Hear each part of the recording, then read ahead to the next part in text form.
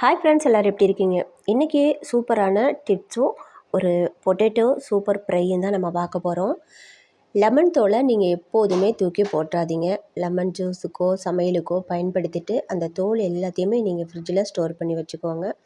இது எல்லாத்துக்குமே ரொம்ப ரொம்ப யூஸ்ஃபுல்லாக இருக்கும். நம்ம மிக்ஸி ஜாரை எவ்வளவு தான் க்ளீனாக கழுவணுன்னாலும் அந்தளவுக்கு நம்ம கையை விட்டு கழுவ முடியாது. ப்ரெஷ் வச்சியும் அந்தளவுக்கு தேய்ச்சி கழுவ முடியாது. ரொம்ப கஷ்டமாக இருக்கும். அதுலேருந்து ஒரு கெட்ட வாடையும் வரும். இந்த மாதிரி வாரத்தில் ஒரு முறை இல்லை லெமன் தோலை எடுத்துகிட்டு அதில் போட்டு நல்லா 2 சுற்று சுற்றிடுங்க. உங்கள் வீட்டில் எத்தனை மிக்ஸி ஜார் இருக்கோ அது அத்தனையும் இதே போல் செஞ்சிங்கன்னாக்க வாடையும் இருக்காது, வாசமாகவும் இருக்கும்.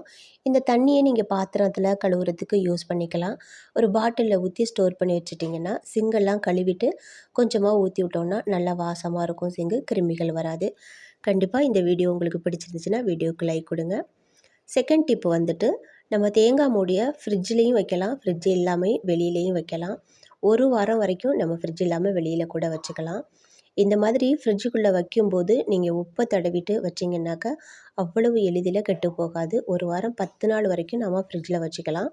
ஃப்ரிட்ஜுக்குள்ளே இல்லாமல் நீங்கள் வெளியில் வைக்கிறீங்கன்னா இதையே உப்பில் தண்ணியை ஊற்றிடுங்க. 1 கப்பு 2 கப்பு தண்ணி, உங்களுக்கு எத்தனை மூடி தேங்காய் இருக்கோ அந்தளவுக்கு தண்ணியை ஒரு பாத்திரத்தில் ஊற்றிட்டு உப்பள்ளி போட்டு இந்த தேங்காய் மூடியை நீங்கள் போட்டுட்டிங்கன்னா ஒரு வாரம் வரைக்கும் கண்டிப்பாக கெட்டு போகாது. சாதம் வடிக்கும்போது இந்த மாதிரி ஒரு டம்ளரில் தண்ணியை வச்சுட்டு நீங்கள் வச்சிட்டிங்கன்னா வலிக்கு விழவே விழாது.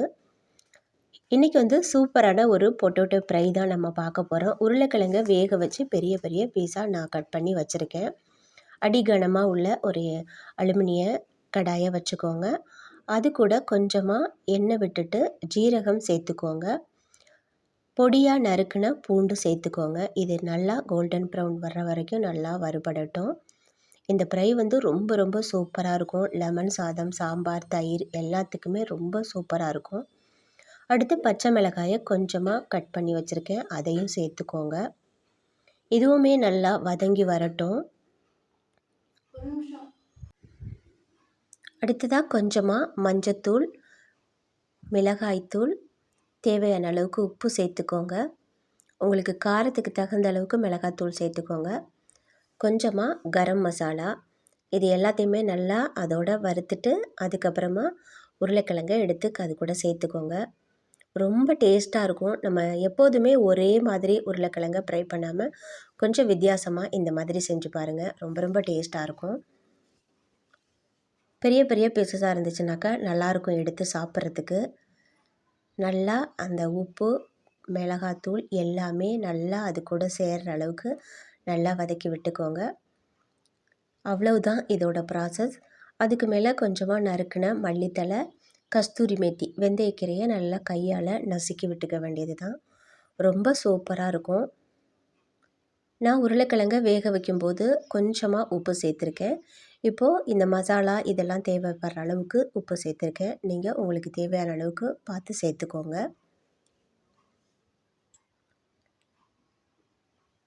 எண்ணெயை கொஞ்சம் தாராளமாக விட்டுக்கோங்க. ரொம்ப ரொம்ப சூப்பராக இருக்கும். கண்டிப்பாக நீங்கள் வீட்டில் ட்ரை பண்ணி பாருங்கள்.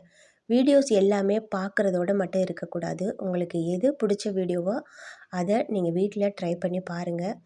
நான் போட்டிருக்க இந்த வீடியோக்குள்ளே உங்களுக்கு எது பிடிச்சிருக்குங்கிறத கமெண்ட்டில் சொல்லுங்கள்.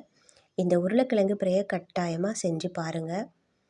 லாஸ்ட்டாக மல்லித்தலை கொஞ்சோண்டு போட்டுக்கிறேன். கஸ்தூரி மெத்தியை உள்ளங்கையில் வச்சு கசக்கி சேர்த்துக்கோங்க. ரொம்ப சூப்பராக இருக்கும். லாஸ்ட்டாக போடுறது கரம் மசாலா. லாஸ்ட்டாக அதை சேர்த்துக்கணும், ஏன்னா அப்போ நல்லா வாசமாக இருக்கும்.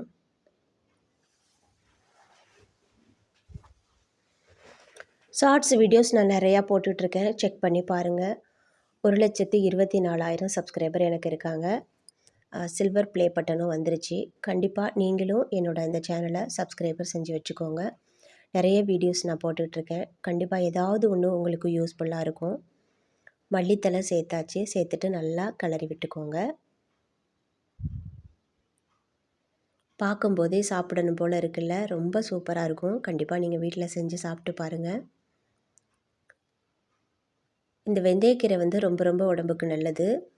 இது நான் ஏற்கனவே வீடியோ போட்டிருக்கேன். நான் வீட்டிலையே இதை ரெடி பண்ணுவேன். இப்போ இது நான் கடையில் தான் வாங்கியிருக்கிறேன். நல்லா உள்ளங்கையில் வச்சு கசக்கிட்டு போட்டிங்கனாக்கா நல்ல டேஸ்ட்டு கொடுக்கும். இன்றைக்கி வீடியோஸ் டிப்ஸ் எது உங்களுக்கு பிடிச்சிருக்குங்கிறத சொல்லுங்கள். இந்த உருளைக்கிழங்கு ஃப்ரை எப்படி இருந்ததுன்னு வீட்டில் செஞ்சு சாப்பிட்டு பார்த்துட்டு சொல்லுங்கள். என்னோடய வீடியோஸ் பிடிச்சிருந்துச்சுன்னா கண்டிப்பாக வீடியோவுக்கு லைக் கொடுங்க, சேனலை சப்போர்ட் பண்ணுங்கள். உங்கள் ஃப்ரெண்ட்ஸ் அண்ட் ஃபேமிலிக்கு ஷேர் பண்ணுங்கள். இன்றைக்கி இதுதான் எங்கள் வீட்டில் சாதம், சாம்பார், உருளைக்கிழங்கு ஃப்ரை, வெங்காய சாம்பார், சூப்பரான உருளைக்கிழங்கு ஃப்ரை.